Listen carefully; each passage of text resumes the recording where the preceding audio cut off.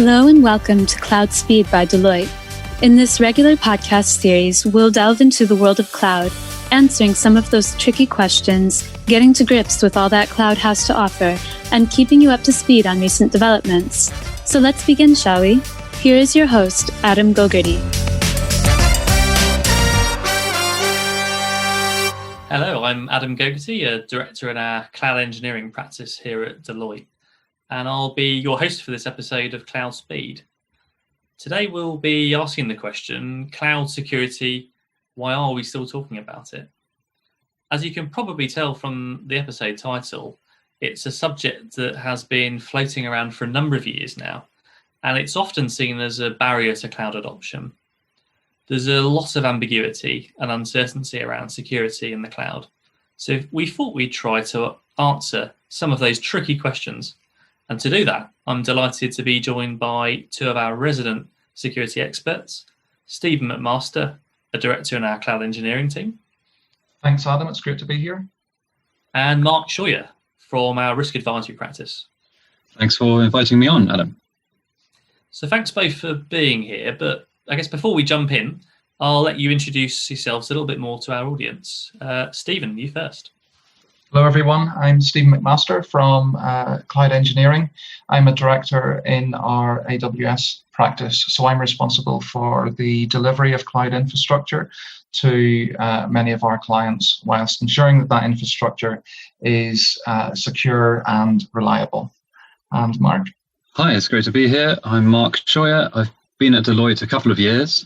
I'm a cloud security architect on the cloud and infrastructure team within our cyber risk advisory practice, previous to which I was in the Army and central government.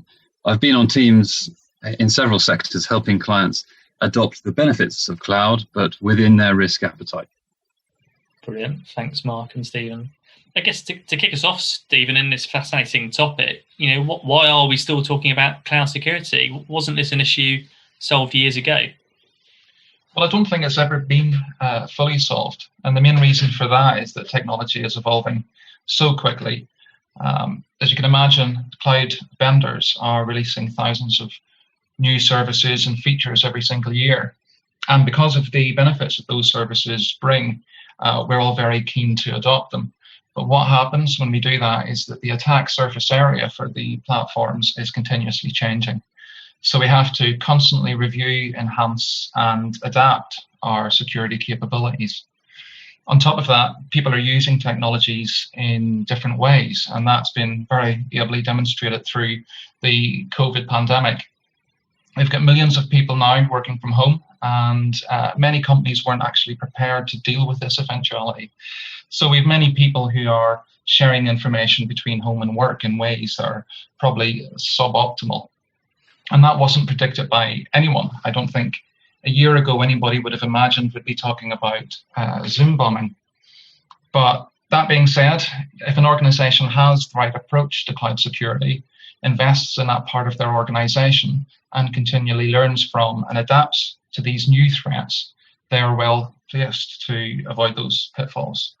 Yes, the security toolbox and approaches have matured. A step change was the virtual private cloud, including private access from your workloads to the cloud provider's services with no data traversing the internet. And there have been other advances that have shifted the dial, increasingly the ability to bring your own encryption keys, even dedicated hardware you don't have to share with other customers. And the impact has been that regulators are now more permissive or even supportive of organizations moving to a public cloud. And that increased trust has unlocked the cloud for many in the most highly regulated sectors like health, who can, for instance, deploy an off-the-shelf blueprint environment that's compliant with whichever regulation from the start. But yeah, there are ongoing challenges around, say, integrating the cloud with your existing security monitoring platform and identity store, and difficulties from the inherent broad network access you get with cloud and the sheer amount of connectivity from edge, end user devices, partner organizations, and the Internet of Things. And a final spoiler always for security is increased complexity, which we can get to later. That's useful context, I suppose. You talked a little bit around things that have been solved, and I guess obviously there's a few things that haven't been solved. So Mark, I guess what remains a problem for organisations? Yeah, there are great solutions around, especially identity governance. So it is possible to genuinely secure the perimeter that is identity.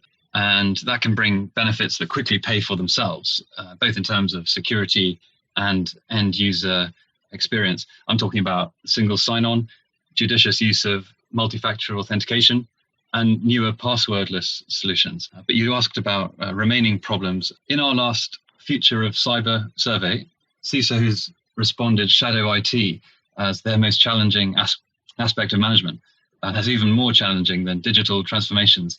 If there is such a thing, more challenging than digital transformations in this context, shadow IT. And in the cloud landscape, this manifests as unsanctioned software as a service applications, processing the enterprise's data, and staff accessing corporate resources from insecure devices and networks. And that's shadow IT. Second problem for you would be governance. I mentioned complexity earlier, which is a byproduct of the valid strategy of hybrid and multi-cloud, which mixes and matches cloud services and seeks best of breed, but it does increase complexity. But fortunately, there are now some compelling third-party solutions abstracted above individual cloud environments, which can enforce a single enterprise baseline, be it directory services, use of a cloud access security broker, or setting encryption standards. One concern to watch out for in future is application programming interfaces, APIs. These are multiplying, but many are poorly written and risk no encryption in transit or hijacking of user sessions. Stephen, what concerns might you highlight? Well, I was going to touch on what's actually working well at the moment. One of the good things about what's happening in the industry more broadly is the introduction and adherence to standards, and whether that's control frameworks and legislation. So good examples of those would be the NCSC framework, NIST frameworks, and ISO frameworks. And those have varying levels of complexity when it comes to organizations. So there's usually a framework that works. With these frameworks and also with legislation, cloud vendors are aligning to those frameworks a lot more closely now. So they're providing the tools that are required to enable our customers to meet their obligations.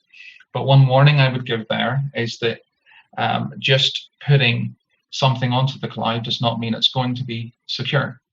An S3 bucket, for example, can be encrypted, but it's up to you to encrypt it. A volume can be encrypted, but it's not going to be done for you. So it's important for the customer to understand what their responsibilities are in the cloud as well. Finally, with the introduction of the GDPR, that, in my view, has been a massive step forward for IT in general, because it's forced organizations and cloud service providers to face some of those difficult questions that they may have sidestepped in the past. Gosh, there's a lot of considerations there. I guess security departments must be quite busy at the moment, but I guess these problems might apply more so to kind of specific types of data. I know that I'd certainly be less worried about my favourite recipe for nasi goreng than I would for my bank account statement. So I guess how important is it, Stephen, to really get on top of your data in cloud security? Yeah, so PII, or personally identifiable information, is a primary concern for everyone.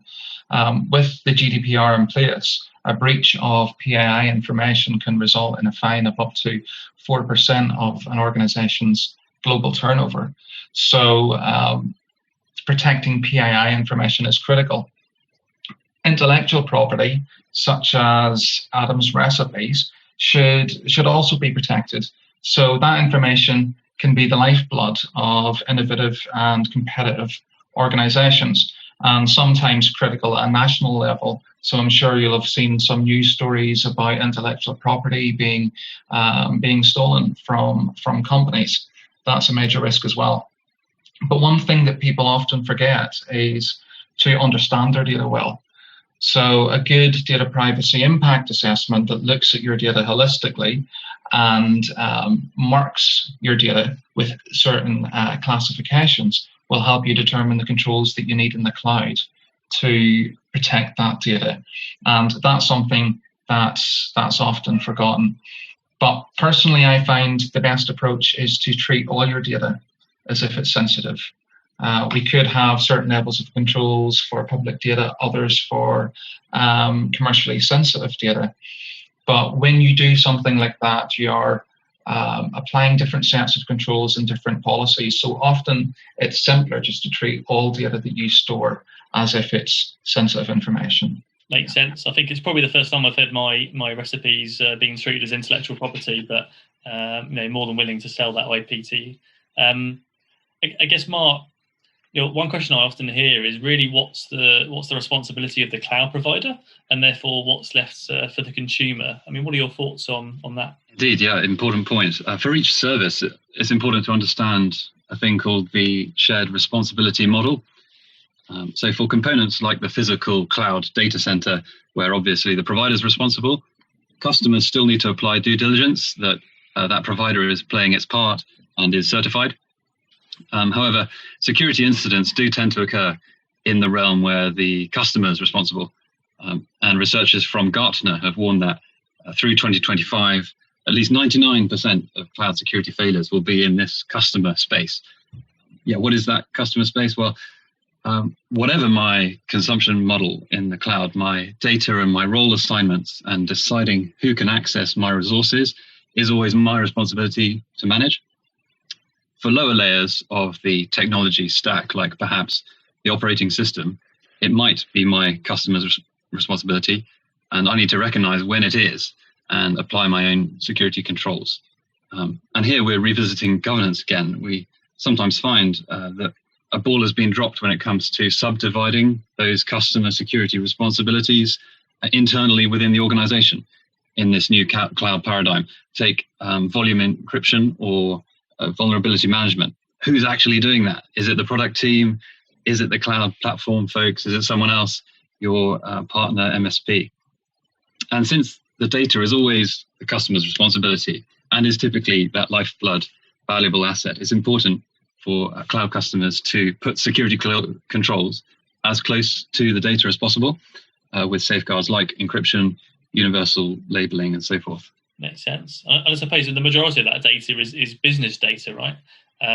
As opposed to IT data. So this isn't just an IT problem, is it? I guess, Mark, how are organisations educating themselves to ensure they maintain a strong cloud security posture? Yes, IT no longer holds the keys to the kingdom. Today's enterprise, you have tech adoption and digital innovation happening in every business unit, and everybody shouldn't have to become a security expert to make use of these cloud resources. And the leading security teams that we encounter are making security become the easiest path for their colleagues with methods like a cloud center of excellence that's approachable and collaborative, maybe use SSO, approved blueprints, security automation, and they might even be publishing and curating their own platform within a cloud provider on which their colleagues can innovate. The biggest need, though, in awareness is around everybody protecting their identities and maintaining their cyber hygiene, both at work and at home, taking multi-factor authentication seriously and phishing.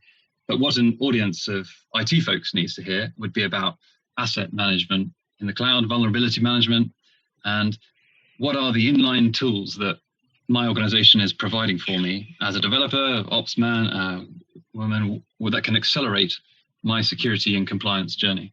That makes sense. Very, very complex environment to be thinking about. But Stephen, I suppose, are these challenges actually uniform across all industries, or are you seeing particular trends in each sector? Yeah, there are different challenges based on the sector you're in. If you look at public sector, they hold data for many thousands of citizens, sometimes for their entire country. That makes the protection of that data of paramount importance, because state actors could use that information to politically motivate an entire country. In financial services and e-commerce firms, the availability of cloud platforms is absolutely critical, because the flow of money through those systems and the ability for their customers to use those systems is what keeps those companies running. So protection against things such as DDoS attacks become very important.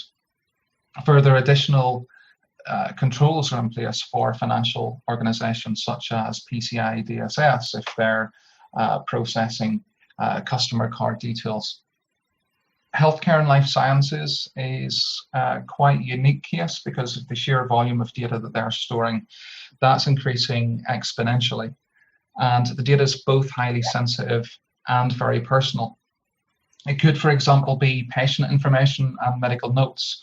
But as well as holding that information themselves, those organizations are also sharing that information with things like teaching hospitals and external organizations. So the storage and the transmission of that information becomes important for those organizations. But what's common across all industries is the tools that are provided by the cloud providers and by vendors. So they're the same tools, got the same techniques, but their implementations may be different across industries. Yeah. And I guess, Stephen, I often hear the term bad actor a lot in this space. I'm assuming this is not about Hollywood. So who do organizations need to be worried about? Well, it could be about Hollywood if you've seen the Waterworld movie, right? But if not, there are a few different personas that we're talking about. The first and probably the most frightening for everybody would be external state actors. So they're a growing threat to organizations in the public sector, energy, utilities, R&D, and those actors want to gain information that could be used to influence an electorate, steal intellectual property, and even disrupt national power grids. And the main risk with them is that they are well funded and organized. We obviously have crime organizations who seek to mine personal information of customers and payment information with a view to transferring funds illicitly. From an organizational perspective, then you need to be aware of phishing attacks where these organizations are getting some initial information and potentially using that for a more sophisticated attack in the future. From an extortion point of view, and this is one that has hit the headlines quite a lot recently, we have organizations that are involved in the delivery of ransomware into customers' networks with a view to extorting money from them in order for that infrastructure to become available again. And finally, activists, so those seeking to deface and or destroy information assets that an organization holds because they don't agree with their aims. But it's not all doom and gloom. National governments, standards organizations, and cloud providers are working together to come up with new techniques and tools for facing these actors. And at the end of the day, there's a lot more of us than there are of them. But it's up to cloud customers to make the best use of those standards and tools and to adhere to them as closely as possible. And I would add that adversaries are all using commoditized attack tools and leaked credentials that have proliferated at cloud scale, of which the result has been more compromises. In a recent survey by the SANS Institute, 19% of respondents said that their organization had sustained unauthorized access by outsiders that year, up from 12%, so up 7% in 2 years. And the biggest change is in the vector the bad actors are using. They're moving towards compromised credentials, followed by misconfigurations. Clients tell us they worry about blind spots in their cloud footprint, which I guess would be unknown unknowns. And with that in mind, an important category of control, which is also an area of self-declared weakness in many organizations, is lack of real-time and complete visibility into all their cloud assets and events, and difficulty correlating those between on-premises and the cloud. And there are recent high-quality solutions, though, available from the providers and via APIs. And as the National Cybersecurity Center notes, protective monitoring from cloud services has the potential to spot anomalies across all the suppliers' customers. So you might get higher quality results. However, there is an integration challenge to consolidate that view across your cloud environment and elsewhere. And that brings us to response. and the need to be able to respond instantly to isolate a problem or remediate it before an event escalates into a disaster. And hence the growing interest in something called security orchestration and automated response, which is a capability, a service, and products, but can be done in many ways. But finally, a positive note for you. In a crisis, it could be your cloud services that are the safe harbor. Your software as a service tools could keep working in a shutdown, or your segregated backup vault in the cloud could be unaffected by an outbreak on premises of destructive malware. Brilliant. That's great food for thought. So cloud could be the answer. Look, thanks so much for joining me today, Stephen and Mark. It's been a really fascinating discussion. I can see why there are so many questions around this issue. But for me, the key takeaway seems to be that organisations really should invest the time up front to ensure they understand all of these different dimensions and ensure they protect the business, the customer data, and their staff data as they move on their cloud journey. But before we move on to the cloud update section of this podcast, Stephen, putting you on the spotlight a little bit first, what would be the one piece of advice you'd give our listeners today when it comes to cloud security? Okay, for me, again, it's challenging the idea that putting something in the cloud means it will be secure, simply because the cloud service provider has certifications. Not all features in the cloud are enabled by default. Otherwise, hobbyists and people wanting to test features would be using services that they don't actually need to pay for. So cloud infrastructure is secure when it's used in the correct way. You need to know the features and services you use, however, to truly secure your infrastructure. Helpful advice. Thanks, Stephen. And Mark, same question to you. Right. I'd recommend you test the design of your security governance in the cloud. So maybe ask your security architects and managers to show you where cloud-related risks are being tracked and where are the accessible, even automated policies and procedures that help other teams across the enterprise mitigate those risks. Brilliant. Some great advice again there. So look, thank you again for joining me today. Thanks, Adam. Thank you. I'd now like to hand over to Satish Natarajan, our AWS EMEA ambassador and AWS lead solutions architect at Deloitte, who will be bringing us this week's cloud updates. Over to you, Satish.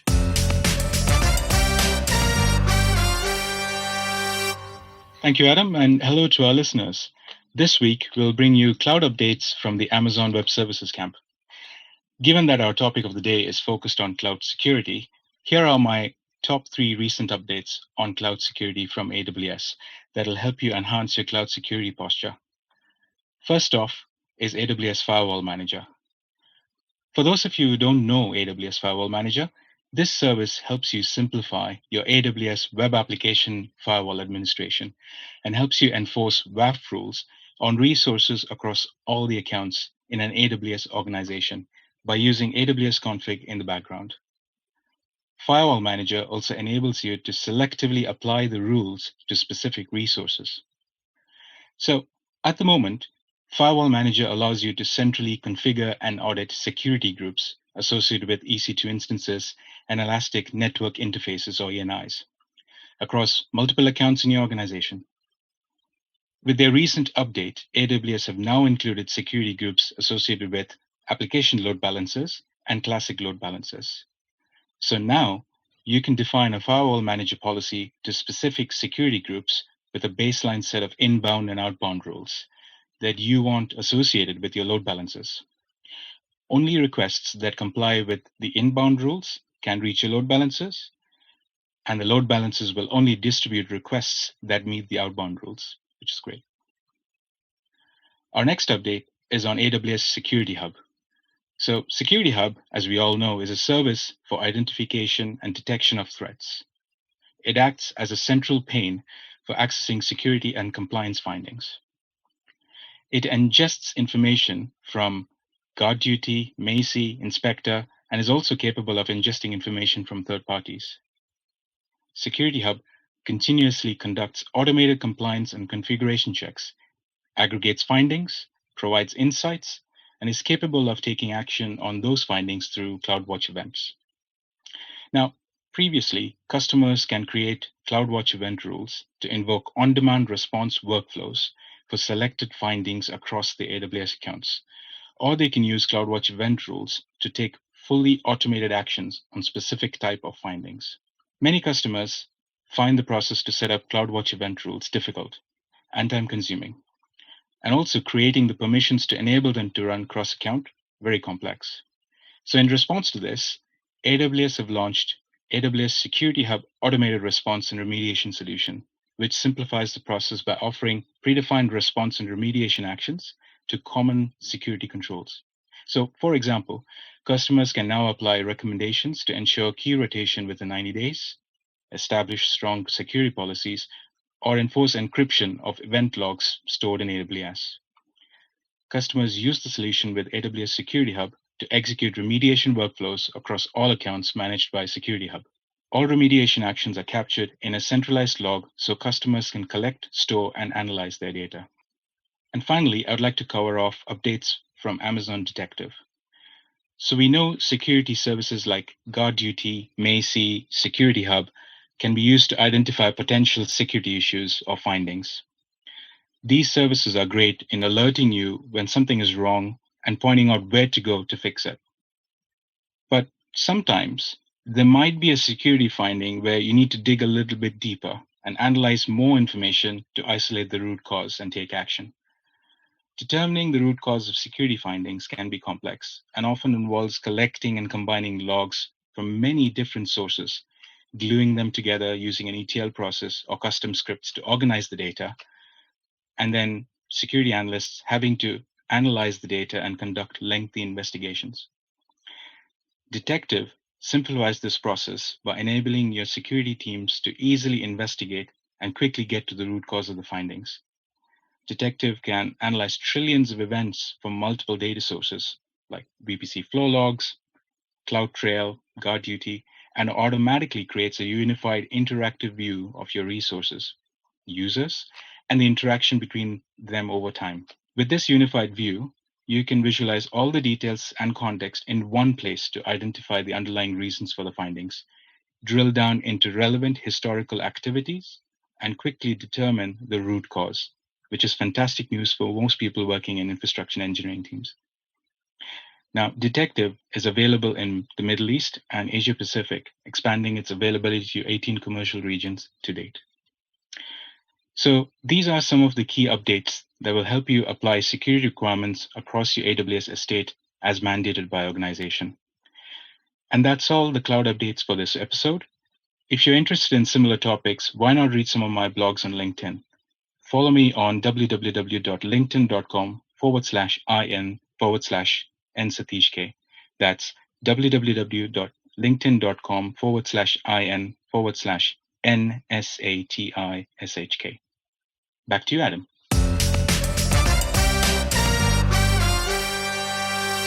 Thank you, Satish. Hugely relevant updates given what we've been discussing today.